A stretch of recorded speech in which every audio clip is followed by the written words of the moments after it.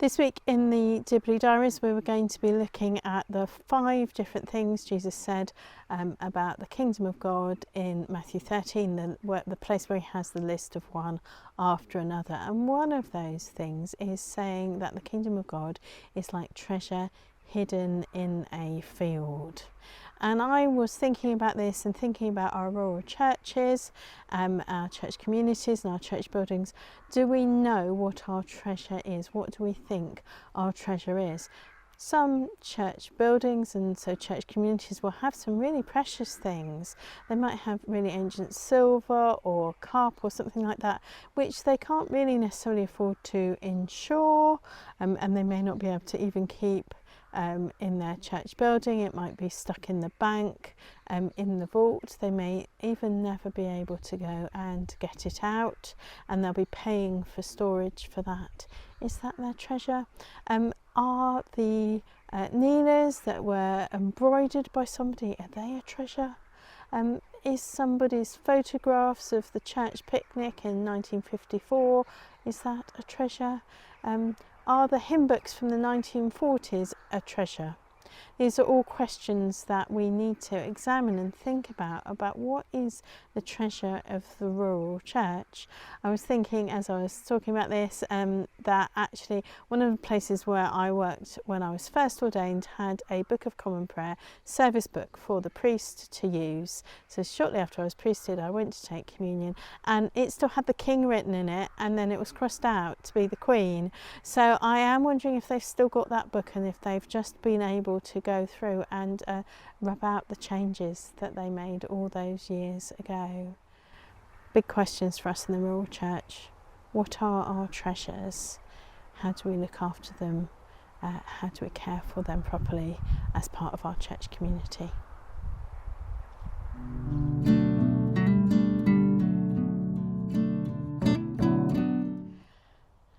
At last, I'm in a field. I wanted to be in a field last week to think about the wheat and the tares, and the week before to think about the parable of the sower. I'm technically not in the field, I'm technically on the footpath.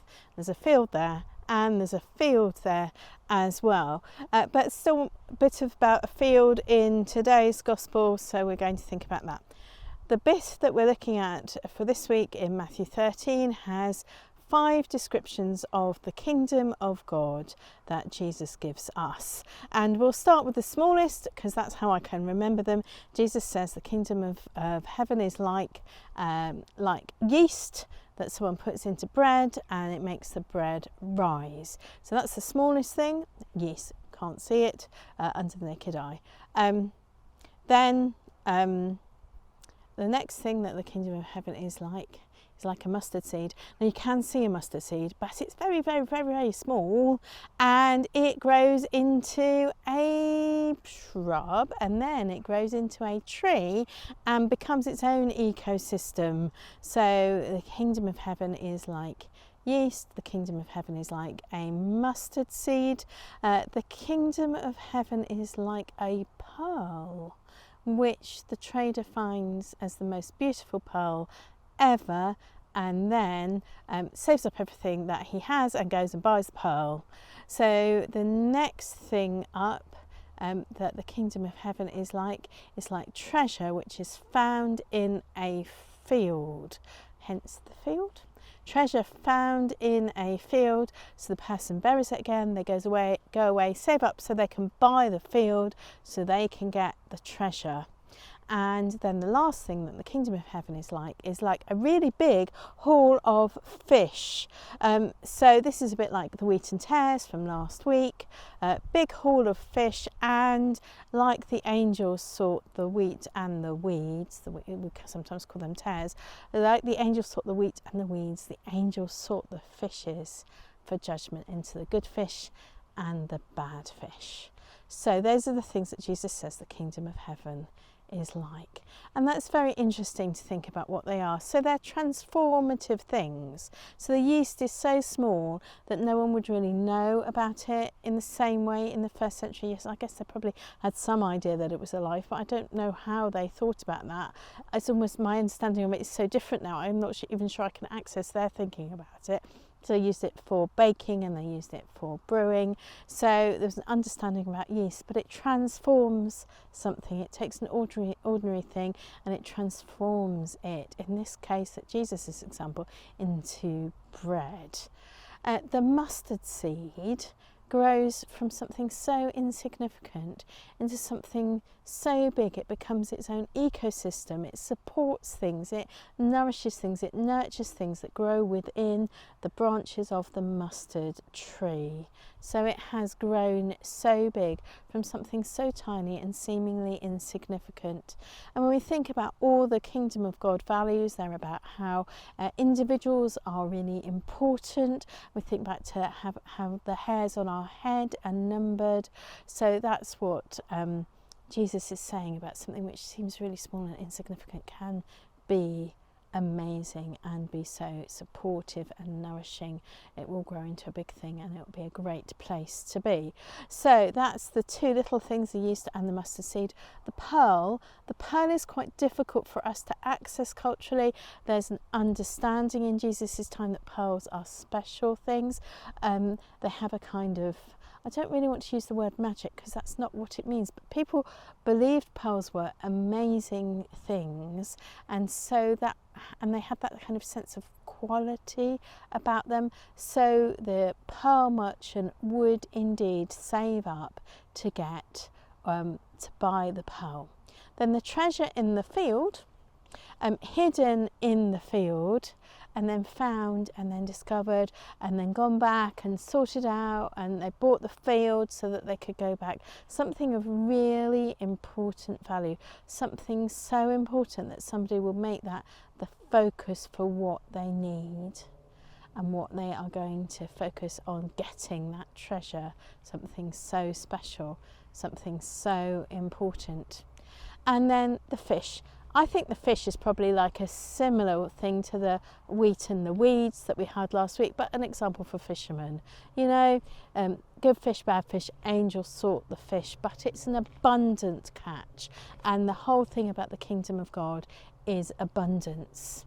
The kingdom of God is a really difficult thing to think about and to explain, and it has these notions of being now and also not yet. So what does that mean for us, that the kingdom of God is both here now and also not yet here?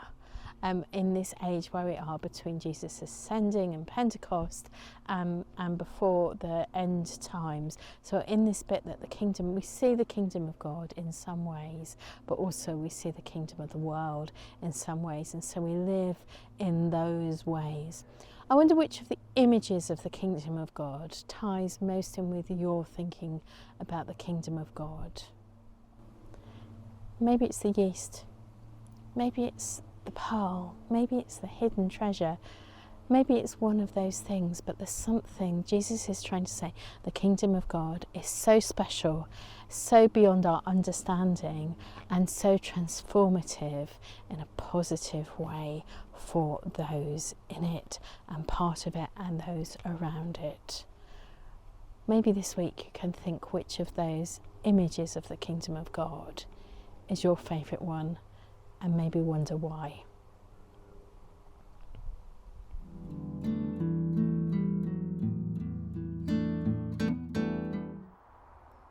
This week's Dibley Moment of the Week is about some people who found some treasure and got very excited about it, but it didn't turn out to be quite what it seemed. So one of the places where we lived, some children, when they'd been playing in the stream at the edge of the field, had found a few very simple Roman remains, some tesserae and some other things, and then they had reported that their parents got very excited. They'd been in touch with a television archaeological team to see if they might come and have a look at it, and the TV people came and they looked around the village and they prodded in people's gardens where they knew that there probably would be Roman things, and they got moderately excited, but decided that there wasn't going to be enough of a story because the site had previously been excavated.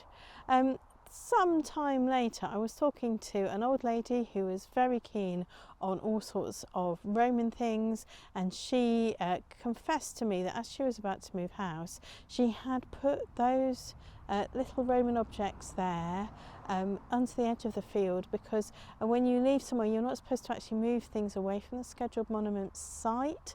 So she just put them there. So this serves as a warning that if you find treasure in the edge of your field, in a place which is so rich, full of Roman treasure, you might not be the first person who has found that treasure.